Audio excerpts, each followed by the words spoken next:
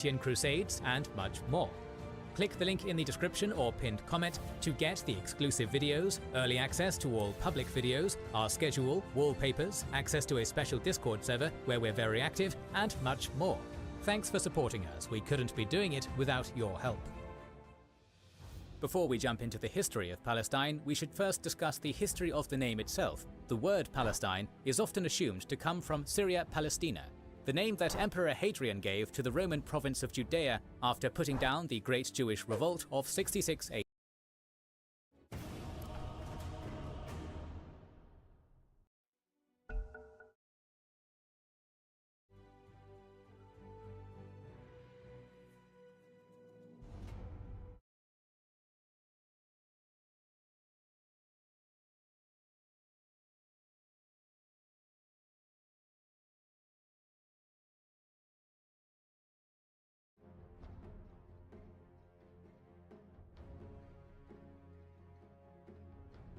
Ten seconds remaining. 5 seconds remaining. Your turn to pick.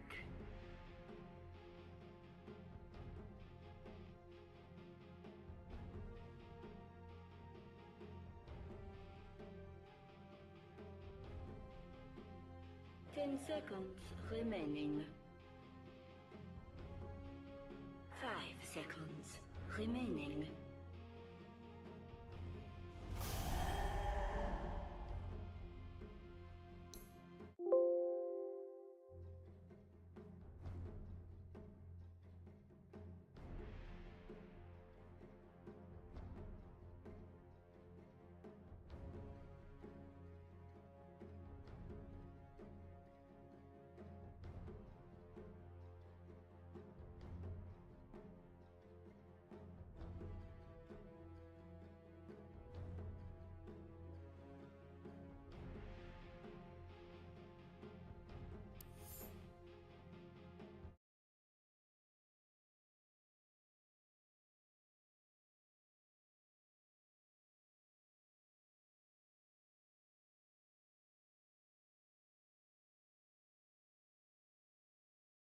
AD.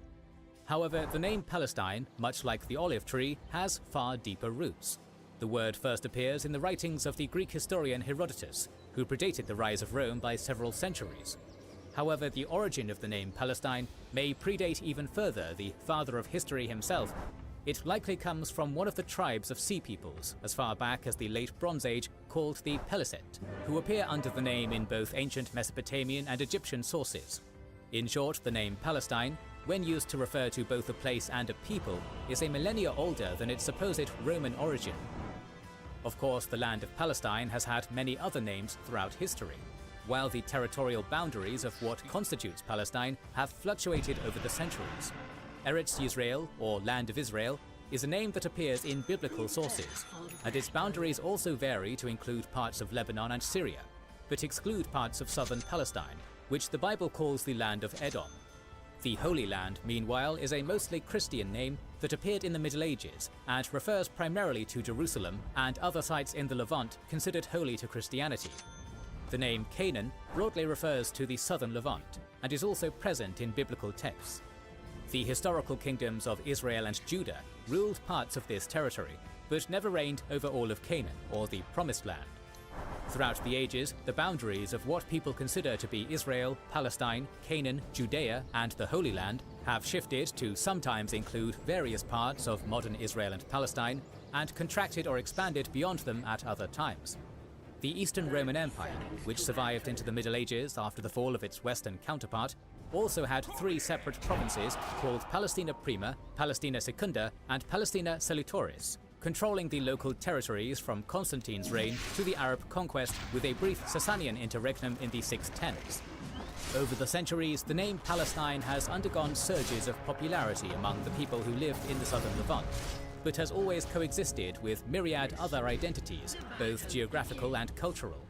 Having covered that, let us now step back into the obscure mists of prehistory and begin our recounting of the history of Palestine from the very beginning. We will begin our whistle-stop tour of Palestinian history in the Neolithic Stone Age, during which agricultural societies were already forming along the Levantine coast. By the time we get to the Bronze Age, these agricultural settlements increased in size, and Palestine entered a long period of contact with the Eastern Mediterranean. Palestine, or Canaan during the Bronze Age, was mostly a clan-based society, a collection of urban and rural settlements decorating the rich countryside. These would eventually develop into the various kingdoms made known to us from biblical sources, such as Moab, Edom, Israel, and Judah. The most likely religious composition at the time was a broader Semitic polytheism, much like their cousins to the north, who would become the Phoenicians.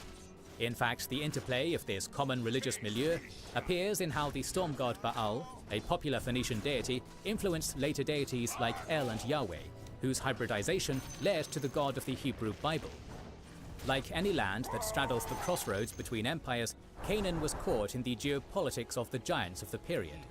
Throughout the Bronze Age, ancient Egypt would prove to be a steady influence on the broader Near East, while Canaanite cities continued to trade with both Egypt and ancient Mesopotamia as the trade networks of the epoch continued to grow.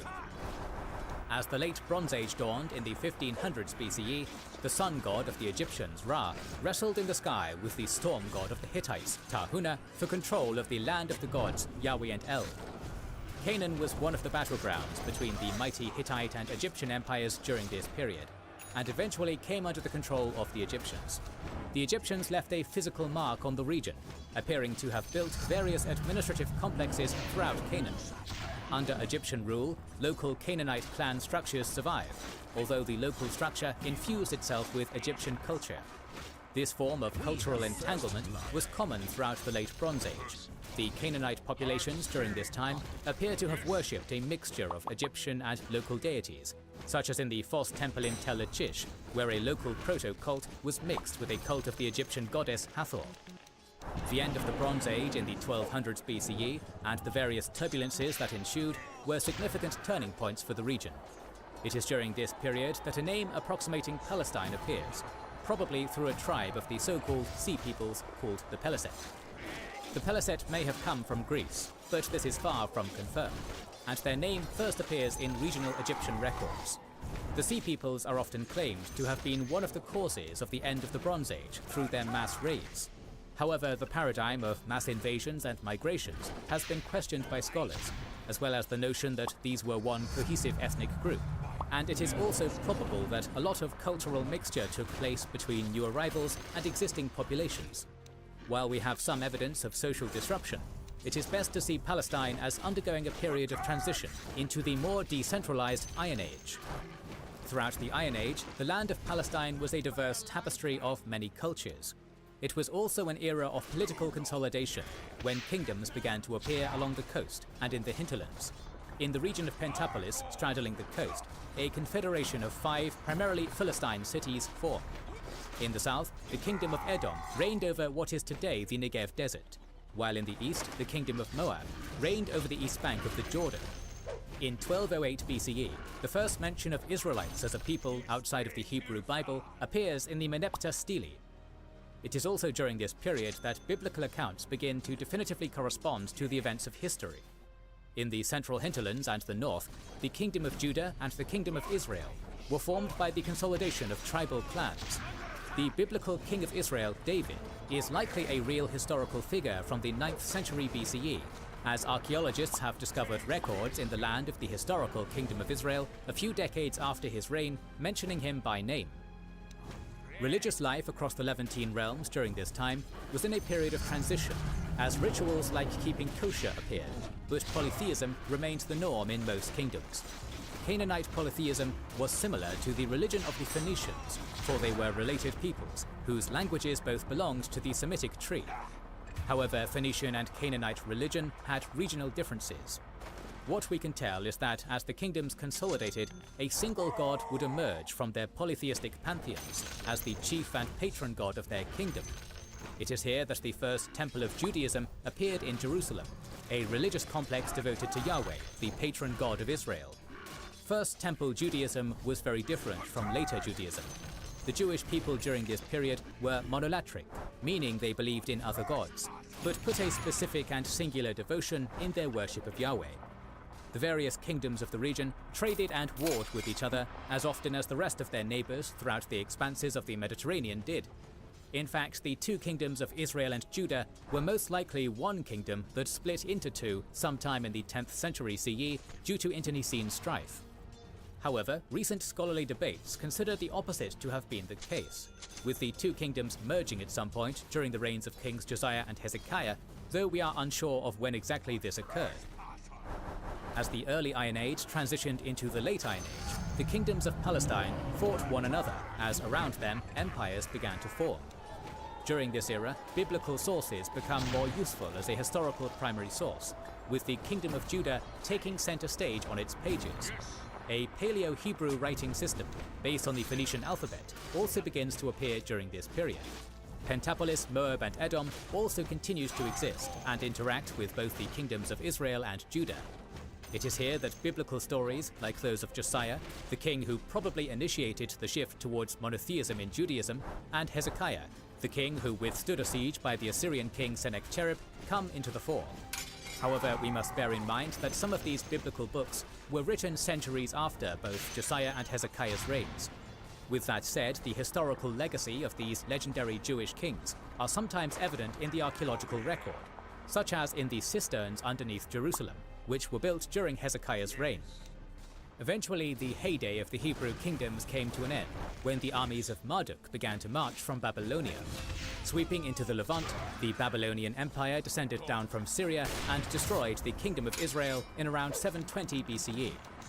Judah survived for 2 more centuries, until 587 BCE, when it too was destroyed, and the first temple in Jerusalem is said to have been ruined. Other local Canaanite kingdoms were annexed by the Babylonians as well. For Judaism, this is the start of the Babylonian exile, where biblical sources claim the Jewish people were expelled from Palestine to Babylon. However, it should be noted that it was the elites who were mostly exiled to Babylon.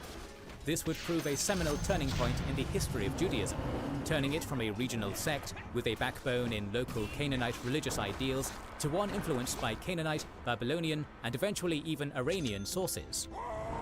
Babylon was one of the hubs of culture of the ancient world, and the local elites had allowed the Jews to trade and buy land in the region. While in exile in Babylon, the local Jewish elites came into contact with the local Babylonian intellectual milieu, resulting in a cultural cross-pollination which led to an evolution in the Jewish religion through the innovations of Jewish priests and judges. Now rigidly monotheistic, Judaism had begun shifting into something more familiar to Judaism as it is currently known. The coming of the Persian Achaemenid Empire to the Levant under Cyrus the Great allowed the exiled elites to return and consolidate local rule in Palestine.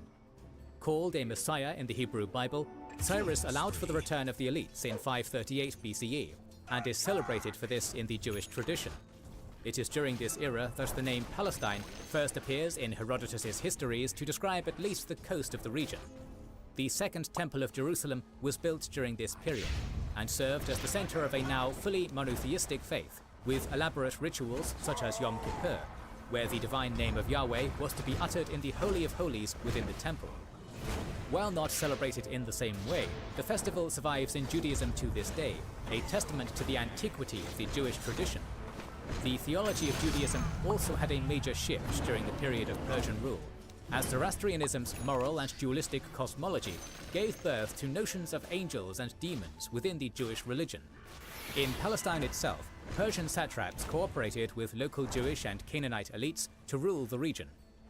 The Persians had a policy of religious tolerance and preferred to rule their outlying territories through native intermediaries.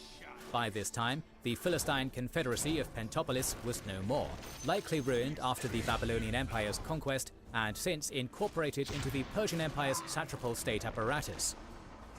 Another intriguing development during this period is the appearance of the Samaritans, cousins to the Jews.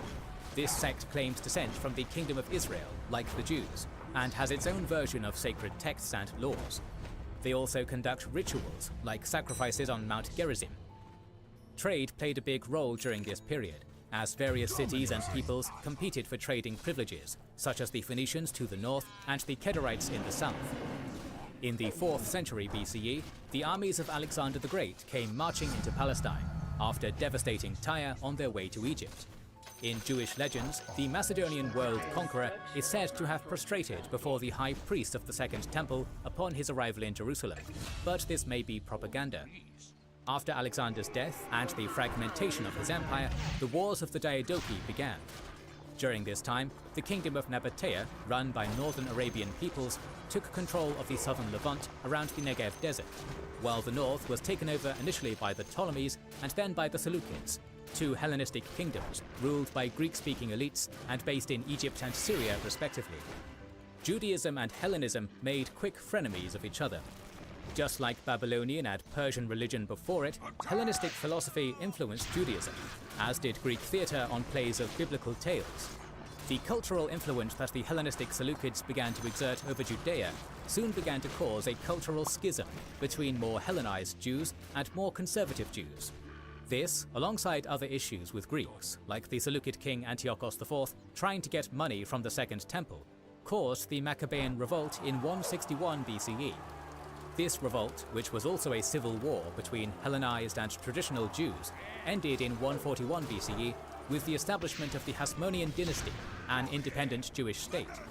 This dynasty was initially a powerful regional player, asserting its independence from the Seleucids and even conquering Edom, supposedly converting the region to Judaism. Eventually, the Hasmonean dynasty was replaced by the Herodian kingdom. This kingdom, ruled by Herod the Great, eventually became part of the Roman Empire, after 2 centuries of on and off vassalage between the Ptolemies, Seleucids, Parthians, and eventually the Romans.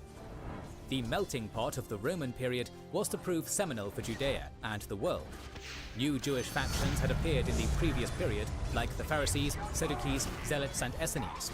Eventually, Hellenistic and Jewish thought, continuously in conflict and dialogue, produced 2 new religious movements. One was Rabbinical Judaism, the Judaism that dominates today and places emphasis on legal and ritual obligations. The other was early Christianity, whose founding figure, Jesus of Nazareth, was educated in these very rabbinical circles, as evidenced by his knowledge of Jewish law, or halakha, in the New Testament. The Nabatean kingdom continued to thrive as a hub of Arabian and Hellenistic culture, while the Herodian dynasty splintered into the Herodian Tetrarchy. Judaism continued to be present in the region as Christianity grew, but after the Jewish revolt of 66 CE and bloody battles like the one fought at Masada Fortress, the Romans ethnically cleansed parts of Judea-Palestine of its Jewish populations. The Jewish diaspora, already present since the Babylonian exile and further grown via trade in the Roman Empire, was already more populous, and their numbers grew in the various Mediterranean and Middle Eastern cities. Despite their losses, the Jewish people continued to rebel against the Romans, such as in the Kitos War of 115 to 117 CE, and eventually the Bar Kokhba Revolt of 132 to 136 CE, compelling the Romans to double down on the clampdowns and ethnic cleansing of the Jews in the region. Contrary to popular belief, we have no definitive evidence that Hadrian forcibly changed the region's name from Judea to Syria-Palestina. It is more likely that the names Judea and Palestina had coexisted in the region for centuries, with Palestine being more dominant after the Jewish revolts. However, despite the demographic impact of Roman rule in Palestine, Rabbinic Judaism survived in the region and was even active in judicial and communal debates amongst the Jewish communities. As late Roman antiquity dawned upon Palestine, more and more Christians of various sects changed the region's religious and cultural ecosystems alongside the Jewish community that continued to be there. By the time of Constantine, Palestine was as diverse as in the Bronze Age, with Jews, Samaritans, pagans, Gnostics, and Christians living side by side in a tapestry of Greek, Egyptian, Semitic, Jewish, and Near Eastern cultural influences. As the Roman period ended, Palestine was increasingly Christian, while retaining its Jewish and Samaritan presence. Though dwindling, pagans remained, and many from these faiths would later convert to Islam. With names like Canaan, Eretz Yisrael, Zion, and Palestine, more would follow, including the Holy Land. Palestine's diverse past reflects a blend of inhabitants rooted in the region for centuries. New peoples and faiths found ways to establish themselves here, much like the enduring olive tree. The land, celebrated by poets Mahmoud Darwish and Yehuda Amichai, has offered shade and sustenance to all, Christian, Jewish, Muslim, or Samaritan. More videos on the social, political and religious history of the Middle East are on the way. Make sure you are subscribed and have pressed the bell button to ensure you don't miss them. Recently, we've started releasing weekly Patreon and YouTube member exclusive content. Consider joining their ranks via the link in the description or button under the video. To watch these weekly videos, learn about our schedule, get early access to our videos, access our private Discord, and much more. This is the Kings and Generals channel, and we will catch you on the next one.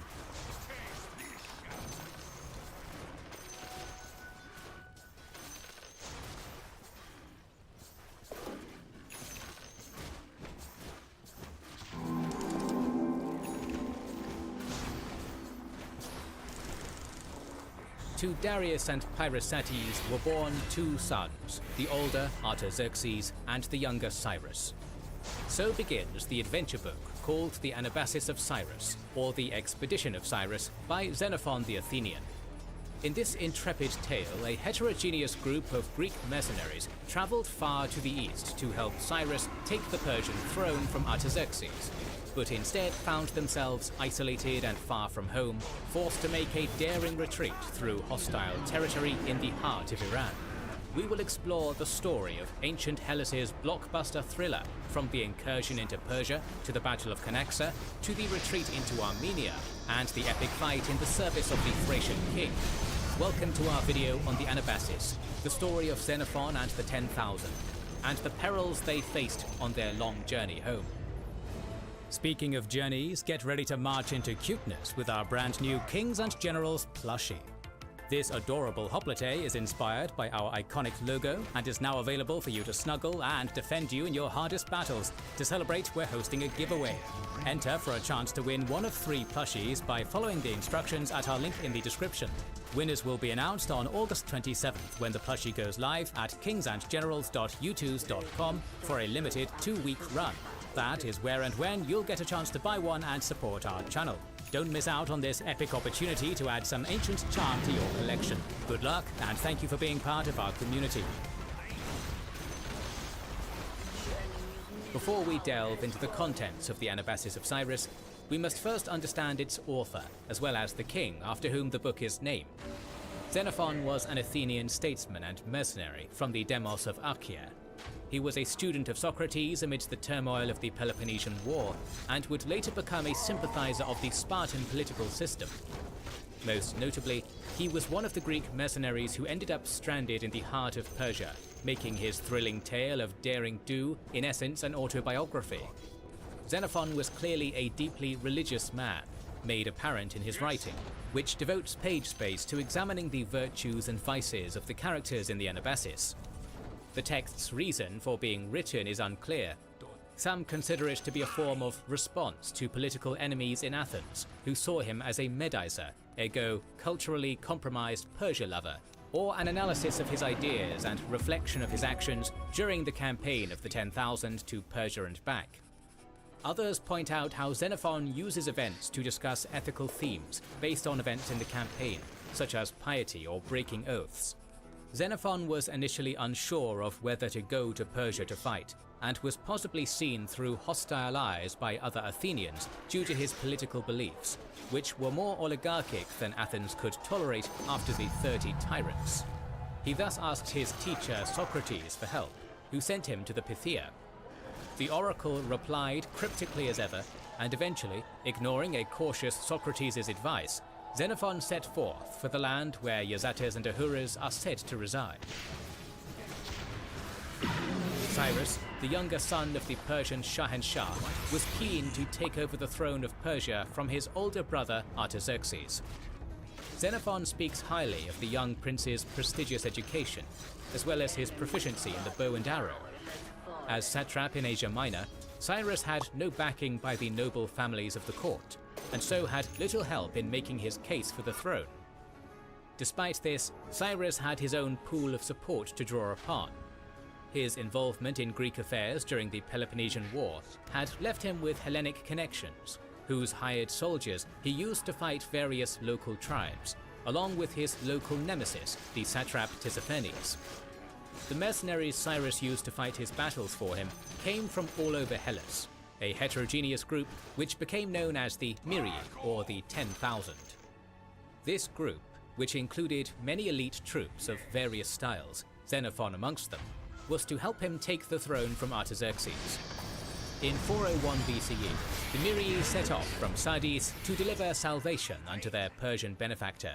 Much like the Persian Yazata of the Moon, Ma was said to have saved the soul of the first bovine, Gevivedata. It must have seemed like a new Iliad for the Greek troops, an adventure for glory and money in an eastern land. But little did they know they were to be a part of the eternal fratricides of Persian monarchies, so eloquently seen in the Shahnameh, the Persian national epic written by Ferdowsi. The army that set off from Sardis was composed not just of the 10,000, but also 1,000 Paphlagonian cavalry, 700 Spartan hoplites, 2,500 peltasts and light infantry, 60 chariots with scythes, as well as a contingent of Persian troops amassed by Cyrus. During the first stretch of their springtime march, they encountered logistical issues in their supply of food. This created tensions in the army, which bubbled over in Cilicia when one of the generals, the Spartan Kleachos, faced rebellion amongst the troops. The soldiers also began to realize that they were not being sent to a rebelling province, but straight to the army of the Shahenshah, or King of Kings of Persia, which made them even more anxious. One of the ringleaders of this mutiny was flogged by Kleachos, but this only caused more distress. Only the promise of more pay by Cyrus was enough to dissuade further revolts. As the army reached Syria, they hoped to take supplies from fish in the river, but the local population was said to worship fish and thus refused to let the Greeks do so. Afterwards, the army marched until they reached the Euphrates River and finally began collecting food and supplies. Meanwhile, Artaxerxes was informed of his upstart brother's rebel force and amassed his army to face his rogue sibling, composed of 40,000 troops, as well as 150 to 200 scythed chariots and 6,000 bodyguard cavalry. Their battle was to take place at a site north of Babylon called Canaxa. Upon approaching the battlefield, Cyrus encountered a trench set up by Artaxerxes and initially expected the battle to begin there. However, the ditch was abandoned, so Cyrus ordered his troops around it. Kleachos moved to the right with the Greek mercenary hoplites, shielded by the Euphrates River. Next to them were the peltasts with cavalry behind them. Cyrus headed the center with his 600 heavily armed bodyguards and the Asian troops under the Persian general Ariaios. Opposite the young rebel prince, Artaxerxes' army was arrayed out, their royal scion positioning himself dead center. Opposing Kleachos were Tissaphernes and the light cavalry, and next to them was the heavy cavalry of the Persians. To the right was a contingent of Egyptian cavalry, and surrounding Artaxerxes was a unit of his personal elite mounted bodyguards. Both armies were situated next to the Euphrates, and a hill on the other side where the settlement was. Early in the afternoon, the battle commenced. The Artaxerxians began to push forwards, prompting Cyrus to move to the right flank, to order Kleachos to attack the enemy's center, where his brother was. Kleachos refused to follow these directions, seeing the overwhelming numbers on the other side of the field as too risky to engage with. Xenophon dashed to Cyrus's side, announcing the auspicious omens of victory from the sacrifices of the morning in the name of Zeus, prompting an enthusiastic Cyrus to return to the center. The Greeks then began to march to a war song towards the enemy. A part of the phalanx broke forward from the bristling formation because they were marching too fast and were excited, causing the others to rush behind them to secure the cohesion of the unit, shouting the name of the god Ares.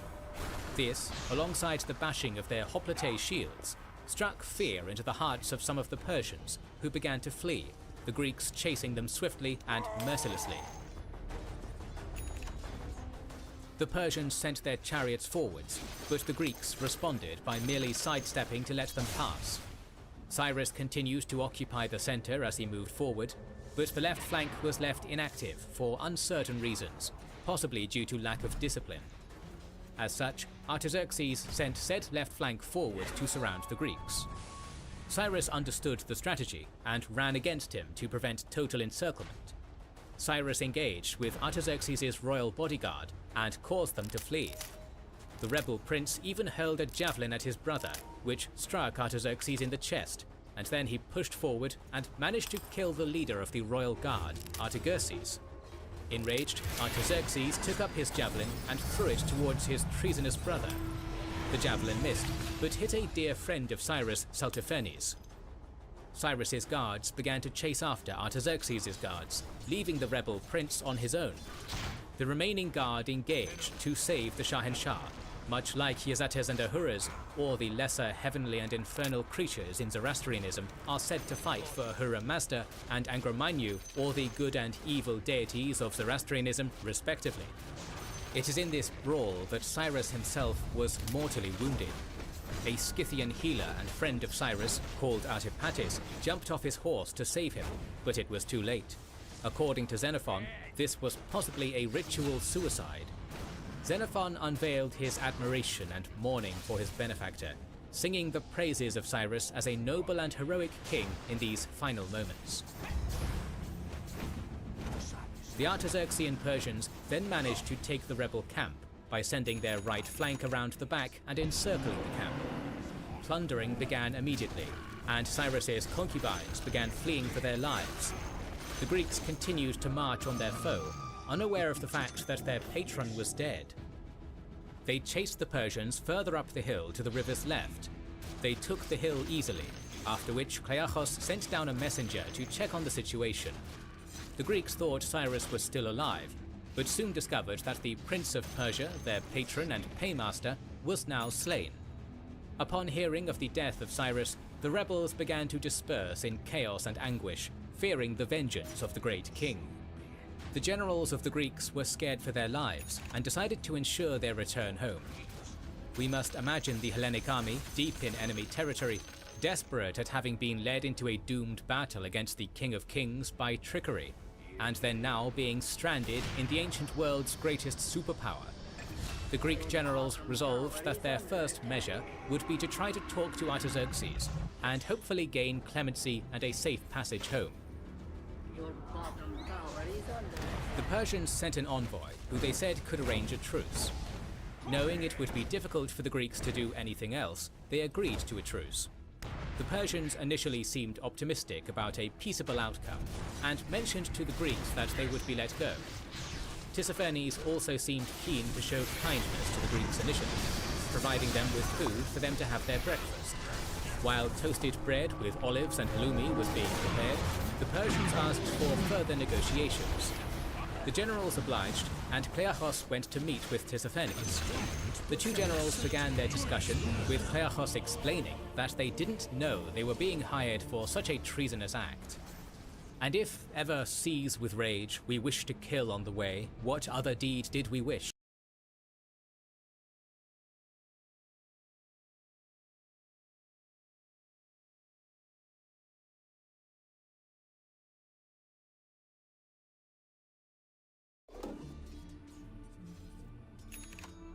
With the recent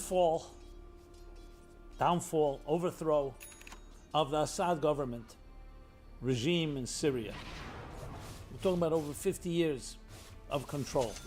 Invisibility. Of course, immediately creates chaos, disruption. But the big question rises, where is this headed? Will it create more upheaval? Or will there be greater order in the world and the countries around that area, which of course are going through its own upheavals? The Middle East, Israel, under attack by Iran and its proxies, which of course has taken a big hit now with Syria's fall. Hezbollah, Hamas. And of course, when you look around the world, and you see the disruption in many countries. So they're the short-term things that we look at, but the long-term. Is there a way to understand these events in broader context? And what we can do, each of us, in helping the world evolve to a better place? And the answer is yes, indeed. The best teacher of all is history. If you want to understand the future, you need to go back into the past. So I turn to the Bible, as many do, as millions do. The biblical events, in many ways, planted the seeds and are the roots of the events that are happening today. Not just today, throughout history. Confrontations didn't begin in the 21st or 20th century. So we go back to the story of Jacob and Esau, the twin brothers, born to biblical Isaac and Rebekah. And they were battling not just as adults and not just as children in their mother's womb. The Bible tells us there are two nations inside you, Rebekah. Two archetypes. Brothers, twins, but alter egos. One will be a scholar, a sincere, wholesome, introspective individual, man of the books. The other will be a hunter, a warrior. Your bottom tower is under attack. So though they're brothers, they represent very two different ends of the spectrum. And indeed, they battle. And ultimately, they do reconcile, at least partially. But we're told that they represent two archetypes, two forces that would dominate throughout history and affect us all, both personally, globally, and cosmically. And that they would ultimately make their peace. So all the convulsions you see in the world around us, in many ways, playing out in macrocosm, what was happening in microcosm, these two individuals, who weren't individuals, two nations. So let's review that a bit, and we can then apply that in the most fascinating way to events of today without, in a very seamless way, without forcing anything. What indeed was their battle? What were they fighting about? So let's begin on a personal note. We all have a struggle within each of us. That struggle is the struggle between survival and transcendence. There's a part of us that needs to survive. We'll use Darwinian language, survival of the fittest. Can also apply to social Darwinism. Tower is under attack. Dog eats dog. In Freudian terms, it is the id, the self, selfish desires of pleasure that dominate the most inherent part of who a human being is. And really, it's all of nature. Richard Dawkins calls it the selfish gene, that the very gene is selfish. That doesn't mean it can't be noble, because for the selfish purposes, for coexistence, for give and take. So if I get something, I give something in return. But ultimately, it's about survival. That's the driving force. But we have another voice within us. It's called the transcendent voice. Has been slain. It's a voice that survival is not enough. We need love, values, ideology, idealism. All the values we cherish. Freedom, human rights, dignity, respect, and less love. And they often conflict, because when you love someone, are you still in the survival of the fittest mode? So some people, even biological evolutionary thinkers, will say, yes, even love is a part of the selfish gene. Because it's an extension of you in some ways, making you better. But there's another viewpoint, that there is something greater in that we are essentially transcendent beings. Yes, we have a physical side, and therefore there's a selfish voice within us. And there's a battle going on between the two. Who will dominate? Lives taken. Will it be me, or will I do something for another, even if I don't gain anything? And we've seen both. We've seen people sacrifice themselves, sacrifice their own comfort for others, and others who would not sacrifice anything, would sell their mother if it was good for them. So clearly you see these two voices, and that is Jacob and Esau fighting within us. Now this doesn't mean one is good or one is evil. Because survival is not necessarily an evil thing. It's evil if it becomes destructive and you step on others and you hurt others to save yourself. But you can harness that. We all need to protect ourselves. In the words of Hillel, the great sage, who said, if I'm not for myself, who will be for me? So you do have to take care of yourself. But if I'm only for myself, what am I? So the challenge is, e pluribus unum, can we be many? And can the many lead to one? Can we find harmony within our diversity? And that was the battle. Ultimately, we need a balance between the two. You can say the battle between religion and science, which became dominant especially during the Enlightenment, 17th, 18th century, is very much the same. And I'm not talking about a corrupt religion, which was really the essence of what the battle was initially. I'm talking about faith and understanding that we need to answer to some higher authority. Or the other extreme, we're self-made people, there is no God, and we'll work it out ourselves. There's a battle going on between the two. Moral relativism versus absolute morality.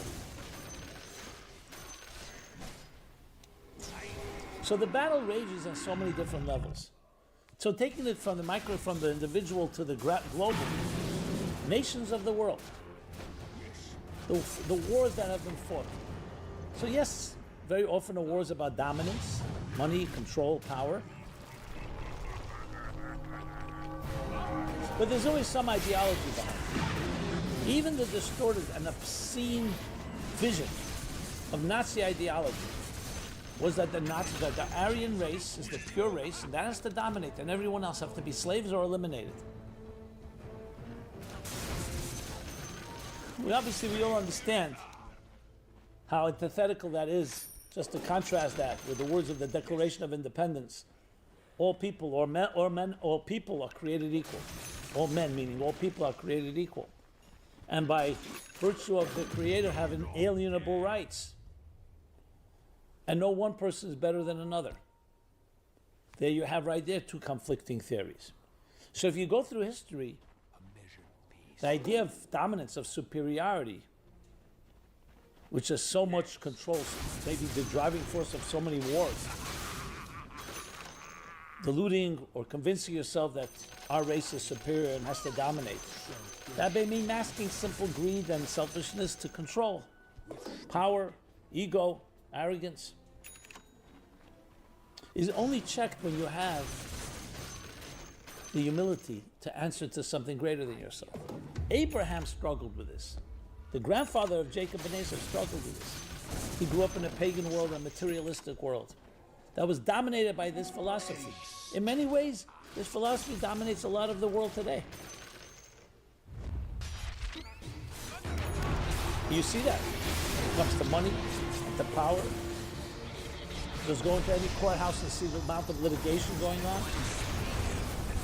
Materialism is a very powerful force. And that includes money and possessions and power and control and everything that and our equity, as it's called. But we all know there's another voice. So cynics dismiss that voice. Comes down to you could buy anyone. That's what the cynic will say. Everybody's values can be compromised. The price is right. Others will say that's not true. There are people that will not sell themselves, their families, their values. It may be a minority, but there's enough. And we definitely conceptually all feel that resonates more, to stand for something rather than just me. Even though we may resort and we may gravitate sometimes to the lowest common denominator. That's the battle. All this is encompassed in the Jacob and Esau battle. Can we reconcile? In a way, not just reconcile, can we integrate the material and the spiritual of our lives? The survival and the transcendent? And the answer is absolutely, and that's the end story. But to get to the end, we've been going through conflicts and wars, personally, interpersonally, nationally, and globally. Because if you think of it simply, and this may sound naive and simple, 8 billion people on this planet. Why do some people feel they need to kill others? Why do they feel that, why the others are a threat to them? So of course they'll say because you attacked us first. You took our land, you took our this, you took our that. Some will say it's the ideology because God wants us to cleanse this world from infidels. I mean, I'm not going to go through every argument, but bottom line is, there's a lack of humility and recognizing that we're all created by God. How about that? Fine, you want to inspire, educate, by all means, but not dominate, and definitely not become violent. So when you see fall of nations, a rise and fall of nations, that's the criteria and the barometer we need to use. To understand it well, we need to look at where is it headed. And I quoted the Declaration of Independence very deliberately. The United States is not a perfect country, and its people are not perfect, by no means. But that statement that all of us are created equal, and we all have an alienable right, is not just said for Americans, and not just for whites, and not just for one race or color or culture, for every human being on this earth. Something inspired these founding fathers. It actually worked against them because it ultimately was the basis for abolishing slavery. The enemy's tower has fallen. And it's really based on the Bible. That's what Abraham was teaching his children and his grandchildren. But we have the conflict because we still have the self. We still have our own interests. And then we see, one second, you were created in the divine image, so was I. But you know what? I want your property. I want you to, I feel I should dominate. That's the conflict. So when you see a country like Syria fall, and everyone agrees, Assad, his father, were oppressive. The way they controlled was by removing dissent, by imprisoning, by torture. I mean, the worst possible way, with their secret police. Not the only country that has done that.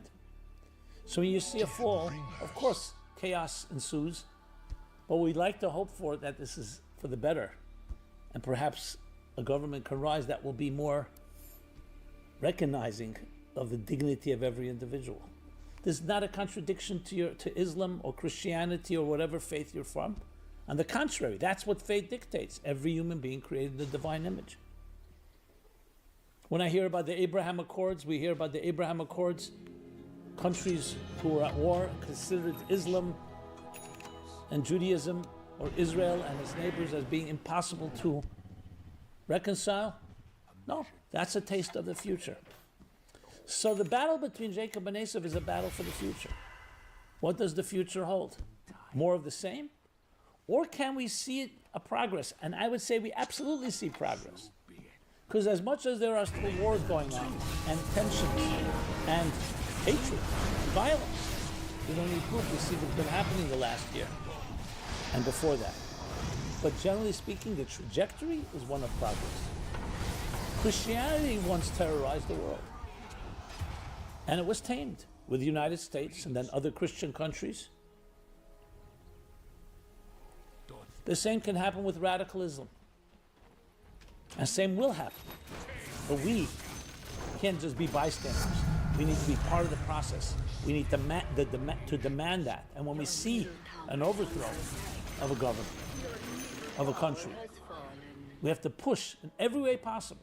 I'm not saying all of us have political connections, but the mindset and the standard, especially with technology today, has to be that we have to join voices. Yes, time has come. Let Syria become a shining example of what a country can be. I know it sounds naive, it sounds like impossible with all the factions, but everyone thought all the thousands of years that it would be impossible to stop wars. And things have become better. There's more work to be done. That's why we're talking about it. So Jacob and Esau give us actually a vision of the future. First of all, telling us this conflict is not new. Secondly, telling what the real story of the conflict is ultimately the battle between matter and spirit. The wish between the divine and the diabolical, between higher purpose and survival. And we're not looking to eliminate or annihilate one or the other.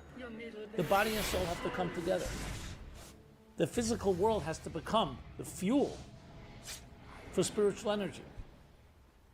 No, you have to spiritualize the material world by recognizing that it's not me, me, me. It's not my needs that drives existence. What drives existence is the mission of your life, the mission to serve, the mission to bring light, love, goodness, wherever you go. To respect the dignity of every soul and its rights. And if you feel there's something that you disagree with, or something that needs to be corrected, find ways to inspire, to educate. Obviously, I'm not getting now into self-defense.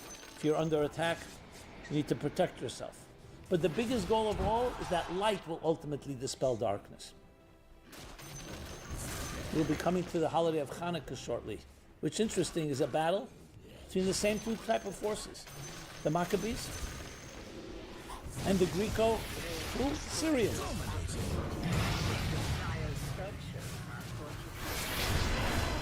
In many ways, it was between materialism and spirituality, and that's why it's celebrated not through war, it's celebrated through shining a light, through lighting candles, Hanukkah lights, because light dispels darkness.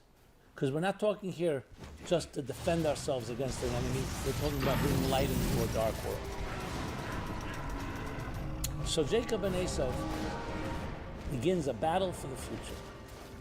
And we are now thousands of years later and coming to the conclusion of that battle, which is one of total reconciliation with all the nations of the world, in their diversity and the respect and dignity of every culture and color and faith, joined together like one great cosmic symphony. And you and I can make a difference because you're either part of the problem or you're part of the solution. And how you're part of the solution? By speaking up, by sharing, by putting things into context.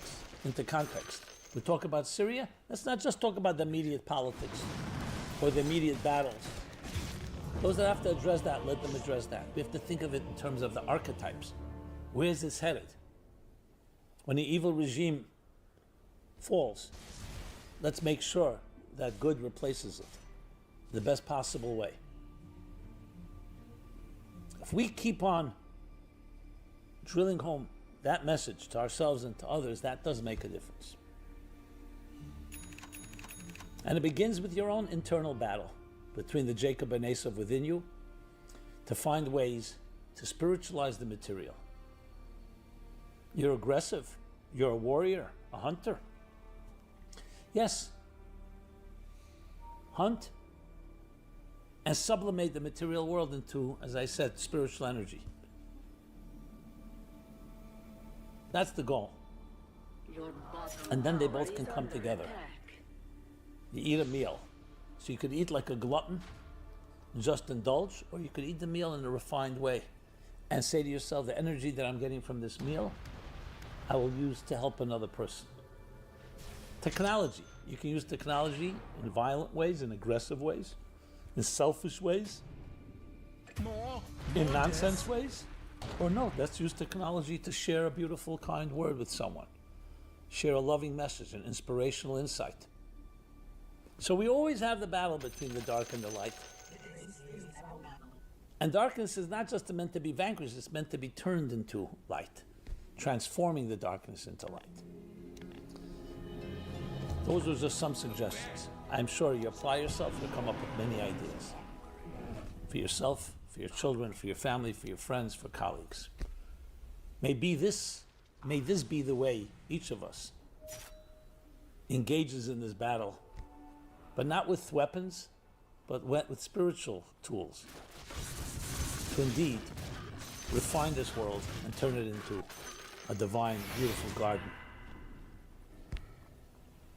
where each of us contributes our unique light, our unique song, and also complements all others. Thank you so much. Simon Jacobson, meaningfullife.com. Please share this thoughts with others. Love to hear your feedback. Subscribe to our offerings. Subscribe to our YouTube channel. I look forward to continue our journey together. Be blessed and be well. This program is brought to you by the Meaningful Life Center. Please help us continue our programs. Make even a small contribution at meaningfullife.com/donate.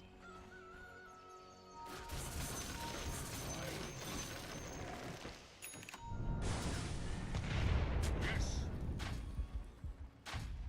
I thank you. Yes. Double damage. Please. The Latin poet Virgil composed his epic, the Aeneid, between 30 and 19 BC. In the poem, the hero Aeneas escapes the destruction of Troy and eventually lands in Italy, where his descendants are destined to found the city of Rome.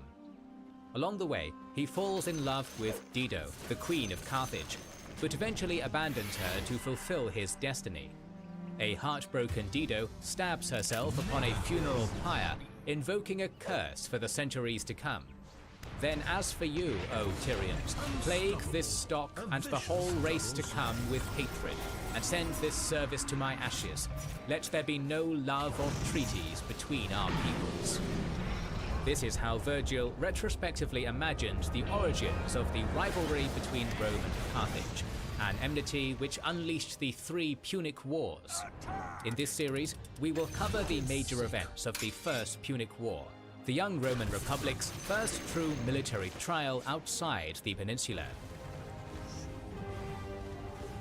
Between 280 and 275 BC, the Roman Republic fought a victorious war against Pyrrhus, king of Epirus, in a bid for supremacy over southern Italy and its Greek-founded cities. During that conflict, Rome had been allied with the Carthaginians, whom they referred to as Punici or Punics due to their Phoenician origins. Carthage had a strong presence in Sicily, a prized possession of their empire, including much of northern Africa, southern Spain, Corsica and Sardinia.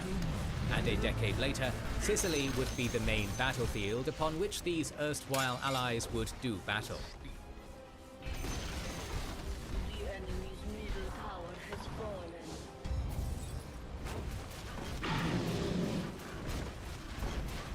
The first tiles of the vast mosaic of the First Punic War were laid back in 288 BC. After the death of Agathocles, tyrant of Syracuse, his unemployed mercenaries of Italian Campanian origin decided to seize for themselves the city of Messana, modern-day Messina, on the doorstep to mainland Italy. In their brutal occupation, they expelled or massacred all male inhabitants, divided amongst themselves the women and children as slaves, and branded themselves as Mamertines, the sons of Mars, the god of war. Their reign of terror dragged on until 264 BC, when the new ruler of Syracuse, King Hieron, armed and trained a citizens' militia and moved against them. Hieron clashed with the Mamertines at the Battle of the Longinus River, inflicting a heavy defeat upon them. The Mamertines retreated to Messana and were put under siege. Fearing destruction, the Mamertines realized they needed allies, but who?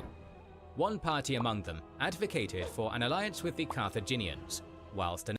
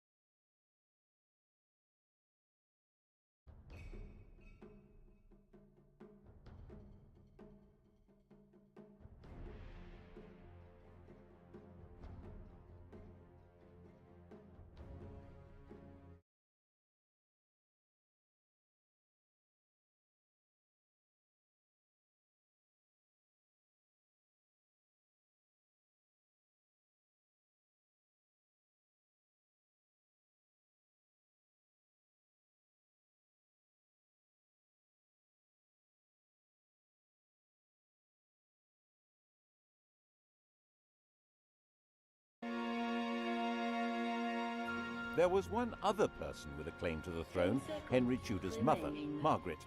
In fact, whatever claim he had, she must have a better one. But no woman had ever ruled England in her own right. And Henry needed a son to inherit the throne. His eldest was named Arthur. This child of the blood royal was to be linked not just to the Plantagenets, but to patriotic English legends. But Arthur died in 1502, leaving his younger brother Henry as the Tudor heir. And in 1509, when the 52-year-old king died, Henry VIII succeeded to the throne.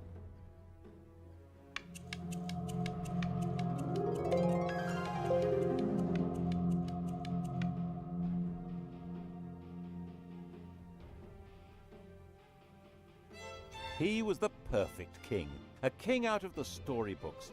He was 17 years old, extremely well educated, extremely good looking, with polished manners and the style and physique of an athlete. He also had an unchallengeable claim to the crown, and to secure the succession, Henry VIII married the woman to whom he'd been betrothed for 7 years, Catherine of Aragon, his dead brother's widow.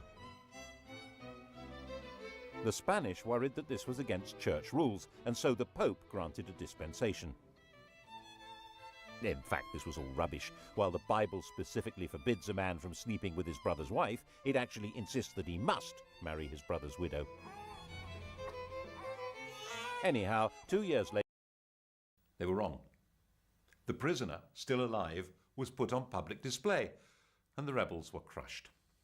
But never missing a trick, Henry forgave the child and gave him a job in the royal kitchen. He grew up to be a royal falconer.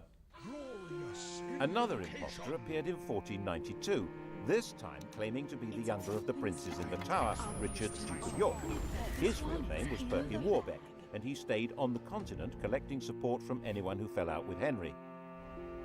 Henry had persuaded Parliament to set up a special court to try members of the nobility who were a threat to the crown. A number of Warbeck's supporters suddenly found themselves arrested, tried for treason, and facing execution.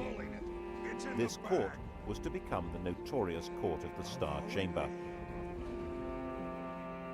Perkin was a constant irritant, first trying to invade from Ireland, then teaming up with the King of Scotland, and finally in 1497 he raised a rebellion in Cornwall, which Henry crushed, and promising leniency persuaded Perkin to surrender.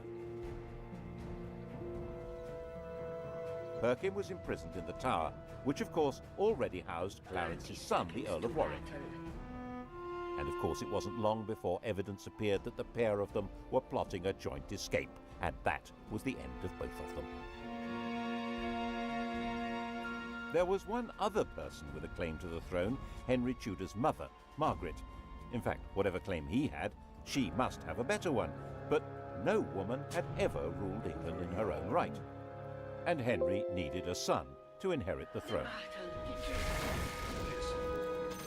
His eldest was named Arthur.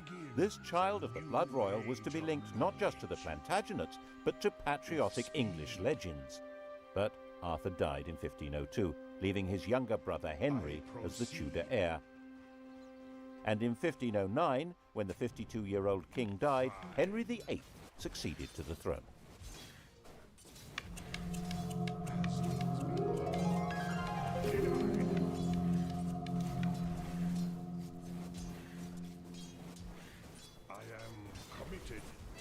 He was the perfect king, a king out of the storybooks. He was 17 years old, extremely well educated, extremely good looking, with polished manners and the style and physique of an athlete.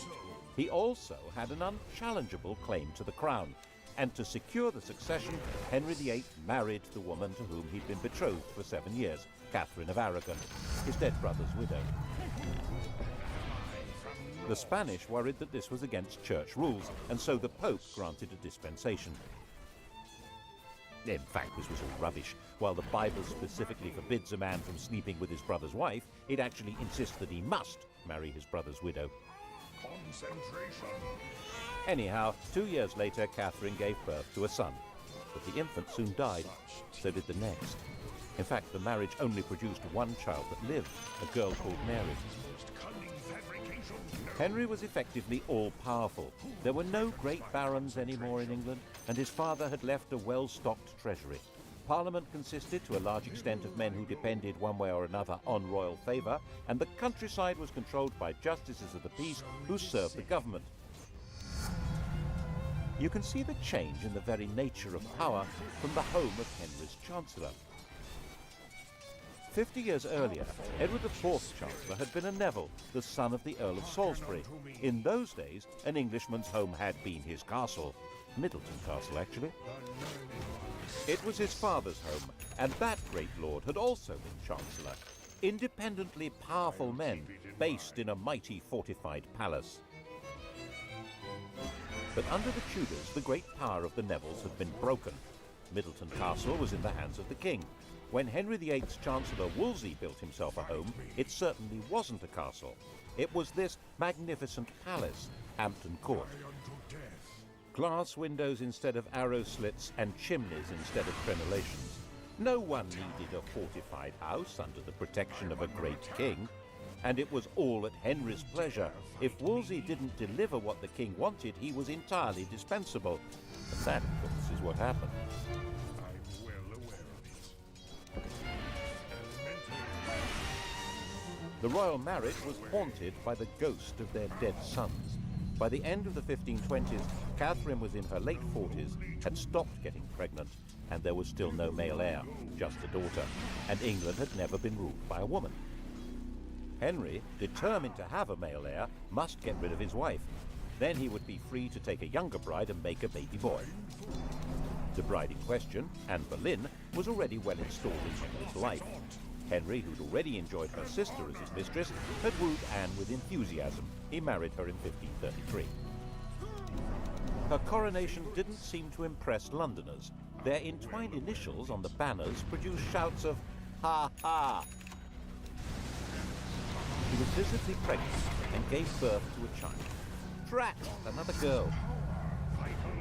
She was named Elizabeth, and little Mary was declared illegitimate. The legality of this marriage must be sorted out before her next baby. That was Wolsey's job. He had to persuade the Pope that his predecessor should never have allowed the marriage to Catherine. Henry fancied himself as a theologian. He'd written an attack on Luther, which became a bestseller, and the Pope had declared him a defender of the faith. A proud boast which he stuck on the coinage and has remained there ever since. Every English monarch is fid deaf. So he told Wolsey exactly how the argument should be put to the Pope. Wolsey could probably have swung it if he'd been left alone. As it was, he failed and lost his job. And the Pope had also failed. So Henry, the defender of the faith, fired the Pope. To achieve this drastic act, having himself legally declared the supreme head of the Church in England, required an extraordinary shift in power. He had to find a way of giving the nation a voice so that it could say what he wanted. That way was through Parliament. The Church's wealth and power was hugely unpopular. The notion of no longer paying church taxes to Rome was really very cheering. But it wasn't as simple as that. Some people believed that the Pope really did represent divine authority. And for many others, there was a fear that the Pope might excommunicate their customers on the continent if they continued trading with them. With the effective help of a new chief minister, Thomas Cromwell, and a new Archbishop of Canterbury, Thomas Cranmer, Parliament passed the necessary acts. By the end of 1534, the King of England had become legally the total, overall, supreme ruler of the whole shebang. He closed down all the monasteries and nunneries. There weren't all that many people in them, less than 10,000 over the whole country, but there may have been 10 times that number dependent on them. And in areas such as Lincolnshire and Northumberland, there was armed rebellion.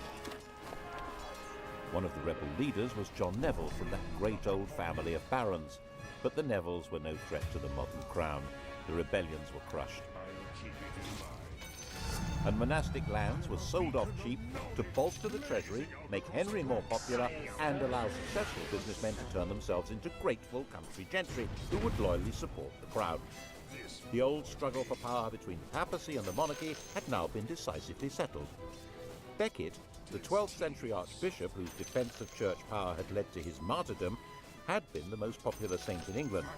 Henry ordered Becket to be declared no saint, to be tried and convicted of treason, and for his bones to be burned and the dust scattered in the air. Who's in charge now, eh? What's more, in 1536 Catherine of Aragon died, meaning that the problem of the ex-queen had gone away. He and Anne Boleyn dressed in bright yellow to celebrate. But 4 months later, he was told that Anne had committed adultery. Henry was surrounded by courtiers jockeying for influence, forming alliances, factions, to do down those who might damage them. And Anne became a victim of an organized campaign by those who felt endangered by her faction. Whether it was true or not, no one knows, because Henry's fury was so total that her trial and those of her supposed lovers was a travesty. She might indeed get pregnant with a boy, but then its parentage would be in doubt, and she might not. She'd miscarried at least twice since Elizabeth's birth. Without a legitimate son, it had all been for nothing. Anne was imprisoned in the royal lodgings in the Tower of London. Henry had extended them before their coronation, and now she was occupying them for the first time. Not as his wife, but as his prisoner. After 18 days, she was beheaded, and Henry married Jane Seymour. Knowledge is power. England after the death of Anne Boleyn was a kingdom like no other. Henry ruled in England as head of the church as well as king, like some pagan priest king. He was the judge of heresy as well as crime. He held the keys to heaven as well as to earthly promotion. That chap in the Vatican was now just referred to as the Bishop of Rome. To even think the wrong thoughts in this kingdom could be treason. That was how the new Chancellor, Thomas More, found himself imprisoned in the bell tower of the Tower of London. Not for what he did, or even what he said, but for thinking that the king should not be head of the church. He was publicly executed on Tower Hill. Henry was terrifying, magnificent, generous, dangerous, and in most people's eyes, the best king England had seen in a very long time. And Jane had a son, Edward. Sadly, she died in childbirth, but the throne was safe. His only problem was abroad, and by 1539 it did begin to look as though the Bishop of Rome might be lining up some muscle against him. But there were now well-established and powerful Protestant princes in Germany, and on the fine old principle that my enemy's enemy is my friend, Henry married into their world. He got Anne of Cleves for a wife. The defender of the faith, intellectual scourge of the Lutherans, had married one. Actually, neither of them was much interested in theology, or in each other. Henry, now fat, with an ulcerating leg and a vicious temper, thought his 23-year-old wife was plain smelly and lacking in all the graces. He called her a Flanders mare, and they both quickly agreed the marriage was a terrible mistake. Fortunately, it was soon discovered that she had a pre-contract of marriage with someone else, and so there never had been a valid marriage then. The only casualty was Thomas Cromwell, who'd set the whole thing up and who now went to the block. Well, him and one of Anne's ladies-in-waiting, Catherine Howard. Her destruction began when More's ended. She was a kind of well-connected Monica Lewinsky figure, a teenager with sex on her mind who wanted to seduce the most powerful man around. And he fell for her and married her. And when she carried on being sexy and had sex with other men, he flew into another tempestuous rage and had her beheaded. Her lovers' heads were mounted on London Bridge. Henry then decided to marry John Neville's widow, Catherine Parr. She was extremely nervous, but had good luck. She worked hard trying to keep Henry's temper in check, moderating his ferocity towards people he thought were traitors or heretics, and persuading him to acknowledge Mary and Elizabeth as his legitimate children. His death, 4 years later in 1547, was obviously a huge relief.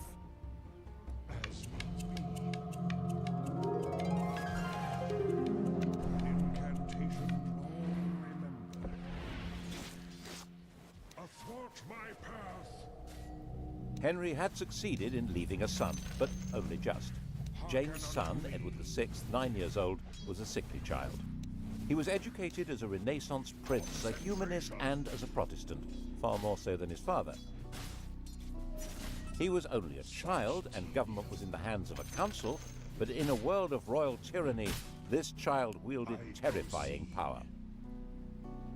He was precocious, much too interested in theology, and not nearly interested enough in other people. He had a child's indifference to signing death warrants.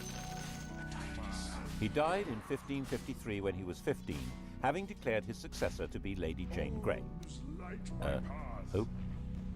Lady Jane Grey. King Edward's closest advisor was a chap called John Dudley, Duke of Northumberland. He, like everyone else, knew that the next in line to the throne was Edward's older sister Mary, and Mary was a committed Roman Catholic, which meant that when she came to power, John Dudley would be in serious trouble. Well, dead. So John had been talking things over with his Royal Little Highness, and they cooked up this bizarre proposal to hand the throne to John Dudley's daughter-in-law, the 15-year-old Jane Grey. She was Edward's first cousin once removed, not exactly next in line for the throne, but Protestant. The hereditary principle was a bit medieval, don't you think? Give that girl a crown. Jane knew absolutely nothing about what was being planned for her, and when she found out that she was to be queen, she fainted in shock.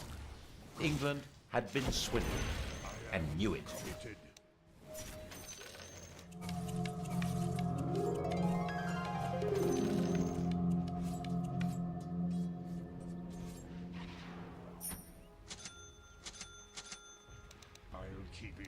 Jane came to London as queen, but was she? Everyone's eyes turned to Mary. Throughout all that had happened since Henry had disowned her, Mary had very publicly maintained her Catholic faith and the public celebration of the Mass. She'd become a symbol of resistance to tyranny, and whenever she appeared in public, she was mobbed and jeered. And now, Mary announced that she was the proper heir to the throne, and she was going from her home in Framlington in Surrey to be crowned in London. The journey was a procession through villages and towns filled with cheering crowds. She entered London to the greatest street party the city had ever seen. The dancing, drinking and bell ringing went on all night. After just 9 days as the first woman to rule England, Jane was placed under arrest by her own father, who was supposed to be her chief defender. She was imprisoned and Mary felt obliged to the end. It didn't help that her father joined a rebellion against Mary. But by then, 6 months after her triumph, many people were ready to rebel against Mary. The defiant woman who'd stood against tyranny was now on the tyrant's throne. The English didn't actually like the papacy, but Mary did. The English didn't like Spain, but Mary did. She married its king, Philip II. And the English didn't like being forced to subscribe to religious beliefs on pain of death. Mary had 277 people burned alive because of their religious opinions. Bloody Mary. Unable to have children, a bitter invalid, England's second queen died in 1558, 42 years old, the most detested ruler in all England's history. There were celebrations almost as fervent as had greeted her arrival 5 years before. Your tower is under attack. Thither I go. Her sister Elizabeth came to sit in that terrible seat and be crowned by the grace of God Queen of England, France, Ireland, defender of the faith and supreme head of the Church of England and Ireland, even though there was not a single yard of French soil actually ruled by England. Calais, England's last little piece of France, had been lost just before Mary's death. England had become an island, and its queen would have to be an island too. She couldn't marry because that would create a king who would be either a foreigner like Philip or an opportunist courtier who'd come trailing faction and enemies in his wake. She would be both queen and king, the Virgin Queen ruling from a tyrant's throne over a people whose support was essential. Monarchy in England was a paradox, and Elizabeth's solution to the paradox was wholly bizarre. Keep it in mind. The Tudor monarchy had been shaped by the need to create a line of valid, legitimate male successors. That had not materialized, and now Elizabeth would choose to have no child at all. How would the crown survive? Thither I go. In fact, her survival through Mary's reign had depended on her being free of any association with anyone else. The slightest hint of her involvement with other people could have made her seem to be connected with plots against Mary and would have led to her execution. She stayed mute, giving no sign of a religious, political, or emotional attachment that might destroy her. By the time she came to the throne, the persecutions of her predecessors had left it a stark and lonely place. 9 bishoprics were vacant, there was only 1 duke left alive, and the treasury was empty. She had no close relatives left alive. The heir to the throne was her aunt's granddaughter, Mary, Queen of Scots, a Roman Catholic. No one knew whether Elizabeth was a Roman Catholic or a Protestant. The first test came over the oath of allegiance. Elizabeth insisted that, like her father, people must acknowledge her as head of the church. The bishops, Roman Catholics appointed by Mary, said that in that case none of them would allow her a coronation. Well, all except for the Bishop of Carlisle. He did the honours, and the popular acclamation for the new queen was terrific. And she shouted back, "God have mercy, good people." Elizabeth interpreted her religious role in a new way. She declared that she didn't mind whether her subjects were Catholic or Protestant, so long as they were loyal. She'd survived by being very careful about what she said and did, and that was how she coped with sovereignty. She dared not marry or be touched by scandal, but her every move was watched like any modern royal, maybe more so. As needs be. To the extent that her laundresses were bribed by ambassadors who wanted to know whether her periods had stopped in case she was pregnant. She made herself look splendid, held magnificent pageants, and eventually seemed to be holding the kingdom together without the rebellions, persecutions, and massacres that had become regular features of English life. She managed this in partnership with an immensely loyal and capable minister, William Cecil, and constantly teasing the world with a showy flirtation with the Earl of Leicester, Robert Dudley. But the love affair she really encouraged was to have the nation adore her. In poetry, paintings, and theatre, she was Gloriana, the magical beauty to whom loyalty and love were equally due, and who had no lover or husband to distract her gaze. The main threat facing her was the possibility of a Catholic plot to replace her with one of the grandchildren of Henry VIII's sister Margaret, either Mary Stuart, Queen of Scots, or Henry Stuart, the Earl of Darnley. Both of them had a valid claim, as not only was Elizabeth excommunicated, she was arguably illegitimate. They were carefully encouraged to maneuver themselves into helplessness. Mary was the more dangerous. She'd been Queen of France until her husband's death, and a ruler of Scotland who had French backing would be a danger to England even without the religious issue. But Mary's education had been unlike Elizabeth's. She'd not lived in fear of her life, but in the indulgent French court. This was not a good preparation for life in Britain, a land of conspiracies and killings.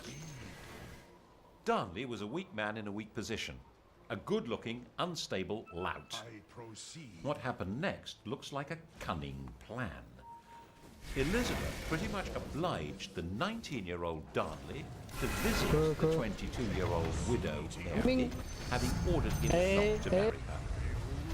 The result was totally predictable. And Darnley was a total liability to Mary.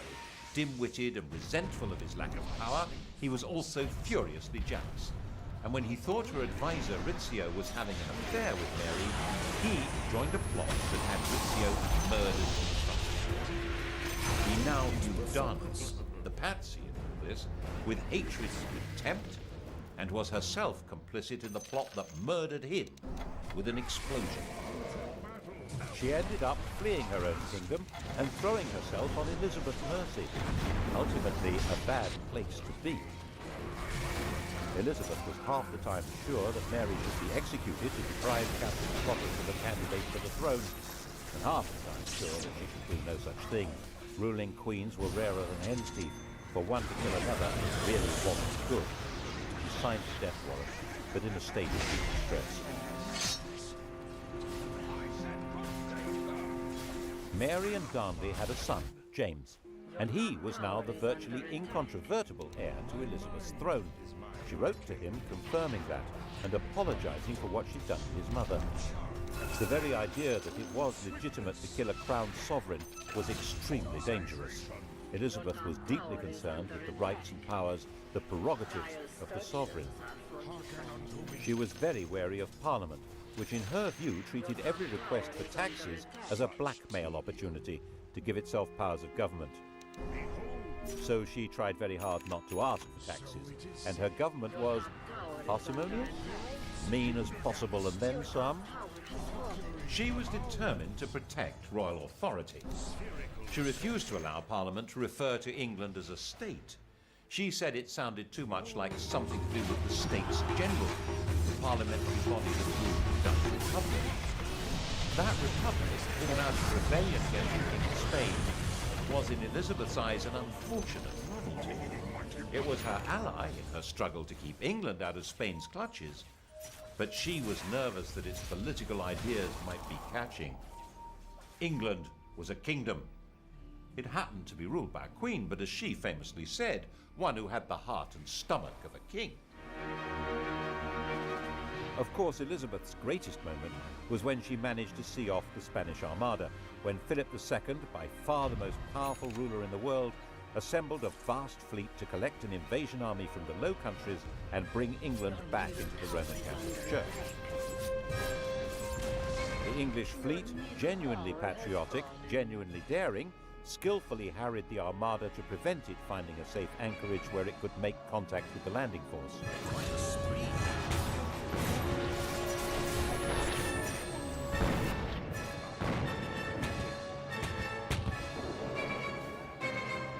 When the Spanish decided to sail home, they were hit by strong winds and heavy seas that were too much for many of these Mediterranean cargo vessels. So far as the English and the Dutch were concerned, God had blown them away. Philip himself saw it as a baffling defeat that meant God was not on his side. But Elizabeth was still not prepared to ask Parliament for the money to pay her victorious sailors' wages. They were not due to be paid until they came ashore, so their queen left them rotting at anchor. And when messengers came to court to plead for the starving men who'd saved England, they arrived in the middle of extravagant celebrations of the victory and were turned away. Elizabeth died, the grandest of all England's rulers, in 1603. Her successor was Mary's son, James Stuart, already ruler of Sussex. He inherited glory, but with it, and an isolated kingdom.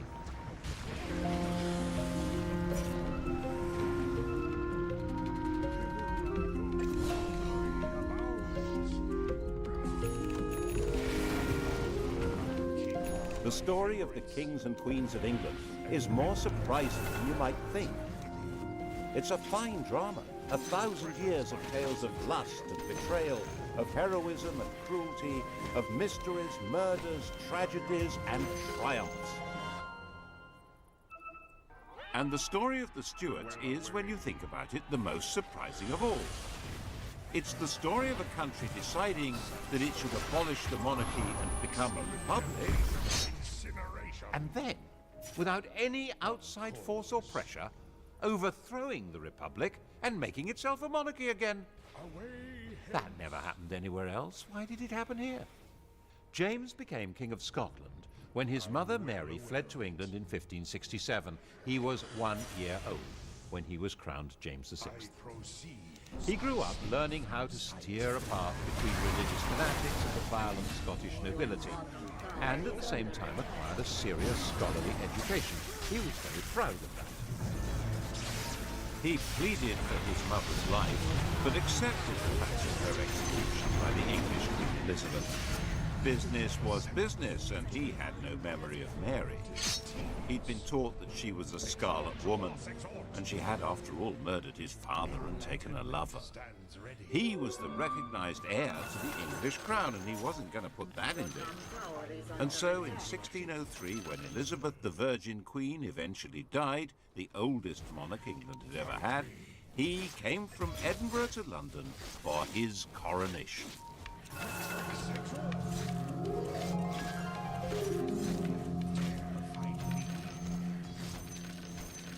He was openly bisexual. The word in London was that Elizabeth had been a king, and now they had James the Queen. In Latin, of course.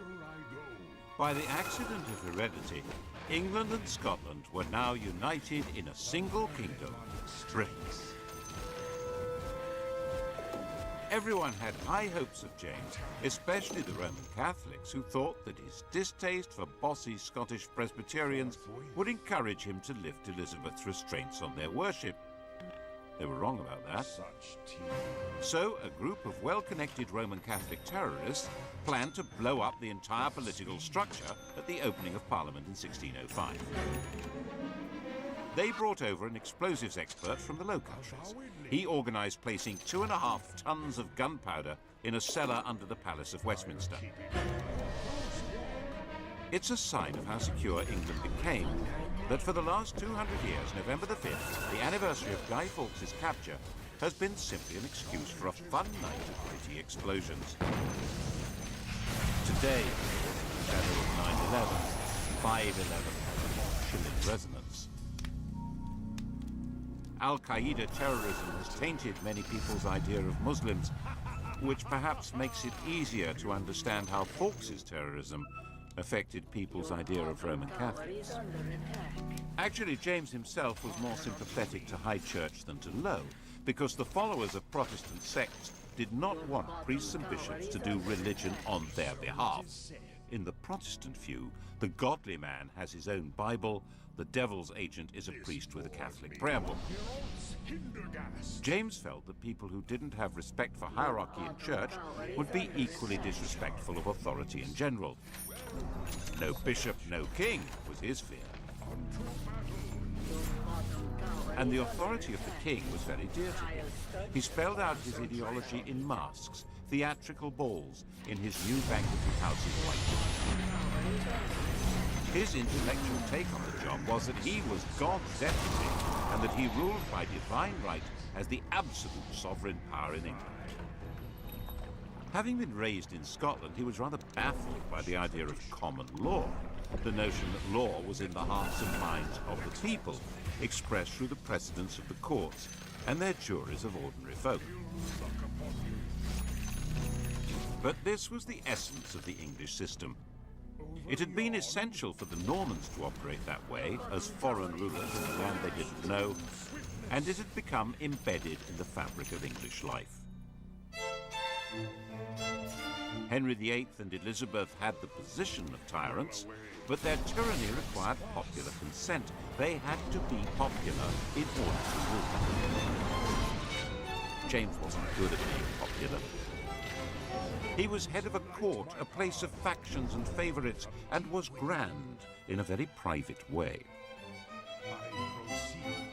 One example of his sense of power and duty was in his treatment of tobacco. It had been introduced from America by Walter Raleigh, and Elizabeth had felt rather alarmed by it. It made her feel ill. She bet Raleigh that he couldn't weigh the smoke that came out of a pipe. Raleigh knew how to perform. He weighed an ounce of tobacco, smoked it, weighed the ash, and the missing weight was the smoke. Elizabeth laughed and paid up, saying she'd seen men turn their gold into smoke, but this was the first time she'd seen smoke turn to gold. James's approach was different. He disliked smoking and felt it was his duty to protect his subjects. But he was a rational man, a teacher, so he wrote a pamphlet, Counterblast to Tobacco, explaining that it was loathsome to the eye, hateful to the nose, harmful to the brain, dangerous to the lungs, and in the black, stinking fume thereof, nearest resembling the horrible Stygian smoke of the pit that is bottomless. He wanted to persuade people by the force of his argument, so he published it anonymously. Of course, no one took any notice. So, as the wise and kindly father of his people, he banned the growing of tobacco in England and increased the customs duty on tobacco by 4,100%. And reissued the pamphlet with his name on it. His whole approach was based on rational thought, not an English habit, and what he saw as the absolute authority of a king, also rather foreign to them. And his authority was not backed by any army, and his income was too small to run both the court and the government. The regular royal income came from rents on lands, feudal dues, and customs duties. But the flood of gold and silver coming to Europe from the New World had created inflation, reducing the real value of things. Medieval government was designed for rather static farming economies and vast estates. Towns, run by common folk with special liberties granted in charters, had been useful little add-ons. But now international and intercontinental trade had blossomed. The nobles had declined, the towns had become major financial centres. Inflation, the growth of Protestantism, a lack of respect for traditional authority, the emergence of assertive members of parliament, none of this was restricted to England. But in England it had a slightly different flavour. Everywhere else, the ruler made the law. He was the law. But not in England. Kingship existed under the law. James simply didn't understand this. He was certain that the job of king meant being above the law.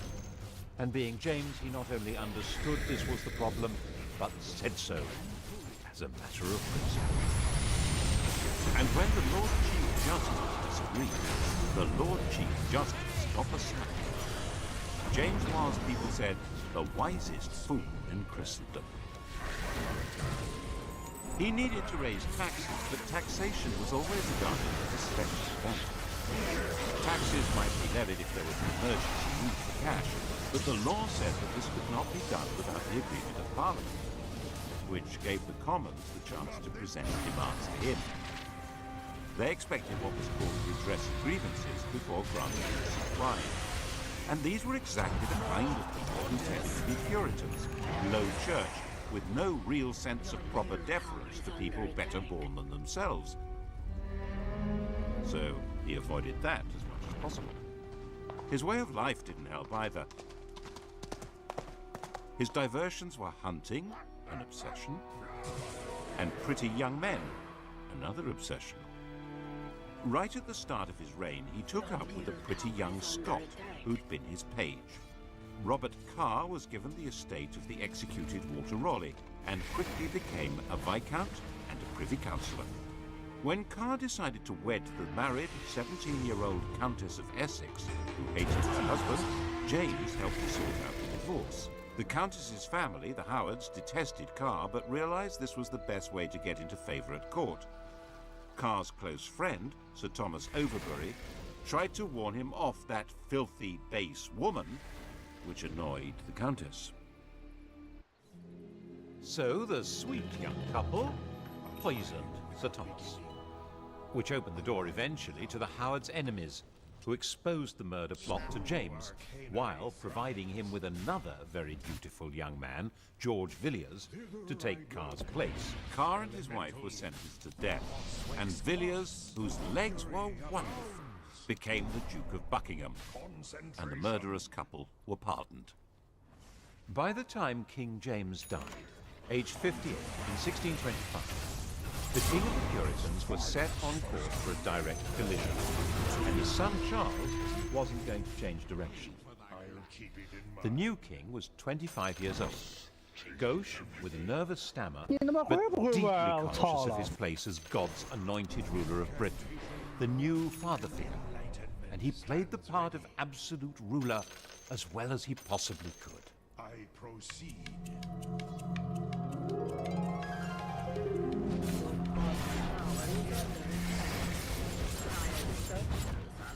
Of course, it was not the part that the Puritan merchants and gentry wanted to claim.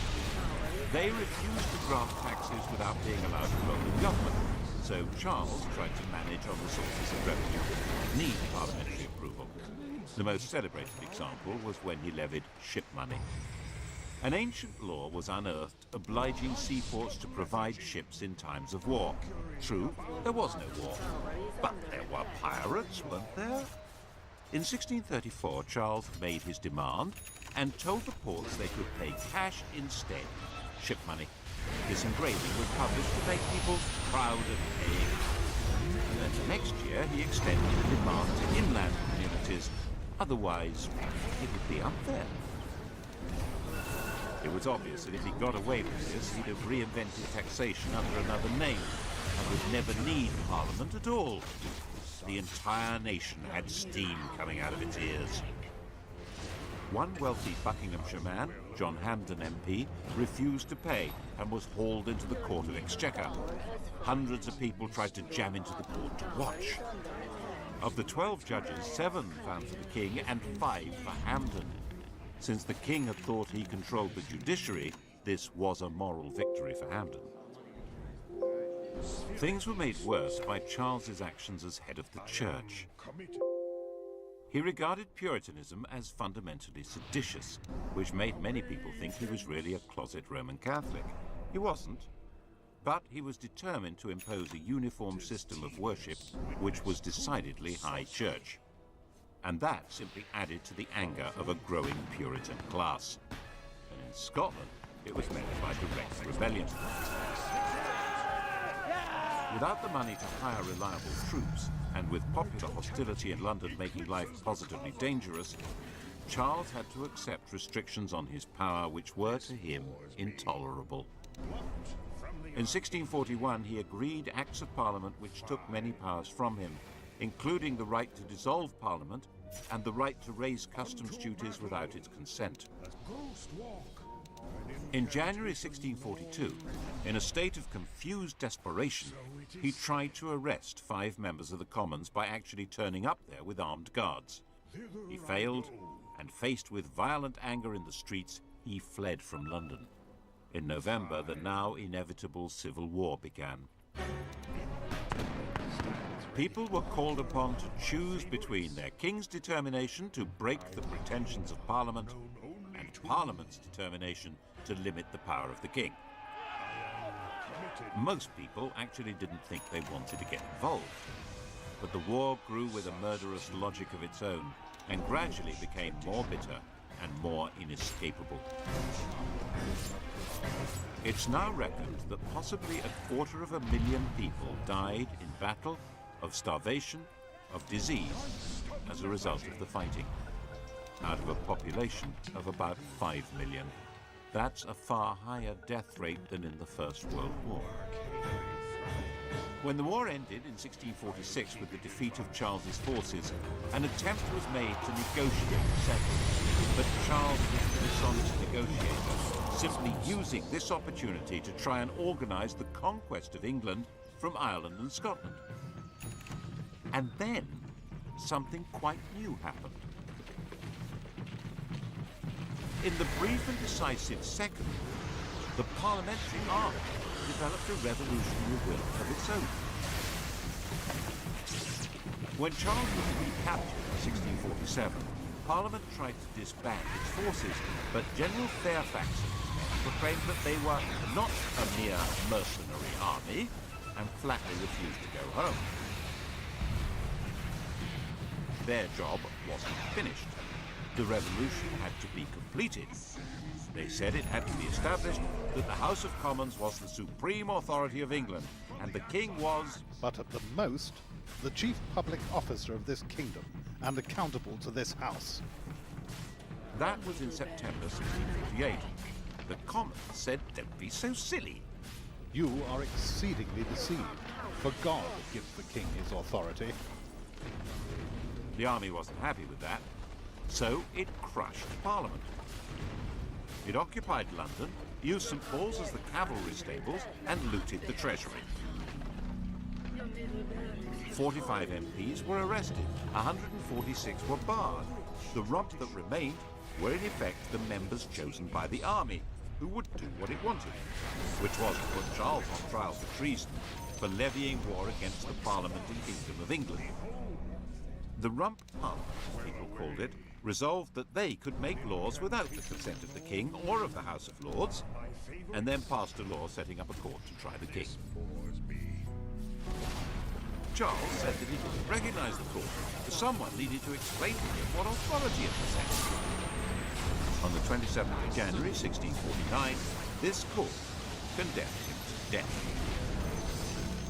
Charles was taken to the banqueting house, that theatrical set built by his father for dramatic presentations in which the scripts were all about the glory of royal power. It was no longer used for those masks. Charles had commissioned Rubens to make paintings for the ceilings, and they were too precious to be damaged by candle smoke. The ideology of the performances had now been put on permanent display. The paintings celebrated James's absolute rule, casting out war and discord, bringing peace, harmony, order, and prosperity to a grateful people. Charles, the small, dignified, stuttering man who commissioned the work and presided over the reality that flowed from it, was marched out through a window onto a specially constructed platform. He wore a thick vest so that he would not shiver with cold, which might be mistaken for terror. And on that stage he knelt with calm dignity, and his head was cut off. Britain no longer had a king.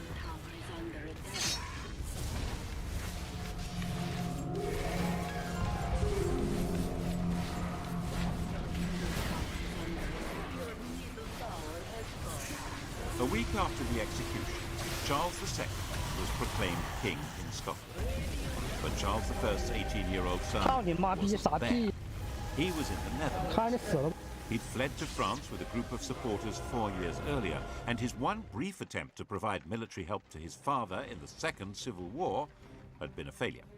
His object now was to find a way of recovering his father's throne, and to hell with that stuff about being an absolute monarch. He landed in Scotland in 1651 and was prepared to sign up to whatever was asked of him, including agreeing to his father's blood guilt and his mother's idolatry, and becoming Presbyterian. If that's what it took to be proclaimed king, do it. The new English Republic wasn't going to stand for this, of course. The army, commanded by Cromwell, took over Scotland. Charles's forces were finally defeated at Worcester. If he'd been caught, he would probably have been killed. The story of his escape, disguised as a Worcestershire yokel, became a famous legend. At one point, he spent all day hiding with a companion in an oak tree while the Roundheads searched for him below. It became a celebrated story in a way that didn't bode well for the Republic. Charles looked dashing and daring, while the Roundheads looked ridiculous, incompetent, and heavy-handed.